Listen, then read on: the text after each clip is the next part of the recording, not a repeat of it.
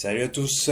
Alors pour ce vendredi 18 décembre 2020, fin de séance, fin de semaine et dernière séance de la semaine forcément, je vais faire une petite vidéo avant l'ouverture américaine. Il faut savoir que le Nasdaq, lui, il est quand même bien monté. Là, on voit une augmentation de la volatilité. Là on voit ça commence à bouger sérieux. Donc il faudra faire attention. Moi, pour ma part, j'ai toutes mes positions là qui sont ouvertes, donc j'ai sorti pas mal de quantité, hein, d'accord. Donc, il y a juste la dernière qui est encore pleine, que je vais sortir dans pas longtemps. Si par exemple ça arrive à ce trait rouge à 12 770, je vais la sortir à 80%, c'est-à-dire donc de 0,90, je vais passer à 0,2. Sinon, tous mes stops sont remontés au niveau de 12 700, comme ça, au moins je suis tranquille, quoi. Vous pouvez le constater, vous pouvez voir. Donc au niveau des stops, là je suis à 12 690. Si je remonte, si je reprends celui-là, pareil, 697, pareil, 12 697. Tous ils sont à ce niveau-là. Et mes entrées donc sont en dessous de 12 697, ce qui fait entre 12 650 et 12 680. Donc du coup, ce qui fait que même si ça touche le stop, je reste en positif, sauf pour la dernière position.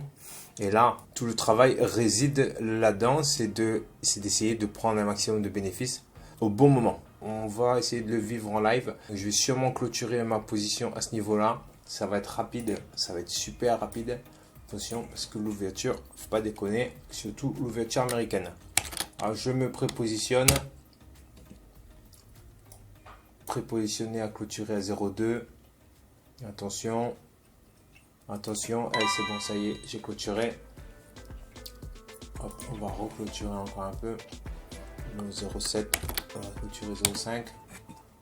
Ah, attention. Il y a beaucoup de volatilité, hein. À l'ouverture américaine, attention. Beaucoup de volatilité. Donc là, on est sur l'ouverture américaine vendredi 18 décembre 2012 sur le Nasdaq. Nasdaq, valeur quand même assez, un indice très très fort, très très volatile, qui regroupe toutes les valeurs biotech et technologiques américaines. Donc dès qu'il y a des nouvelles, des peurs, des craintes, ça envoie du steak. Ce que je crains pas mal, c'est que si jamais il y a un pessimiste, un sentiment de négatif au niveau des marchés, que cet indice-là il redescende de 600 points dans la journée. Il pourrait. Voilà. Donc il faut pouvoir se préserver par rapport à ça. Donc là on est en pleine ouverture, donc c'est compliqué de faire une analyse vite fait là. Hop, je vais regarder vite, je regarde un œil sur mon graphique de l'autre côté. En dessous des 12 700, à partir de 12 680, je commençais à rentrer vendeur. Voilà, parce que derrière ça quand même il y a toute une plongée à l'image du 9 décembre, où en une journée de 12 600, il a plongé à 12 300, d'accord. Donc il a perdu 300 points en un jour, ce qui est largement faisable sur le Nasdaq. Faut pas déconner avec ça. Donc c'est pour ça qu'il faut prendre un maximum de bénéfices rapidement. Donc là vous pouvez voir, hein, il faut rester concentré. Donc là, s'il dépasse ce trait rouge là, je clôture tranquillement, petit à petit. Voilà. Le trait rouge, ça va être mon prix, ma zone de prix où je ne vais pas le laisser attendre un petit peu. Il ne faut pas trop s'affoler non plus. Voilà. C'est une zone, hein, c'est pas un niveau fixe. Voilà.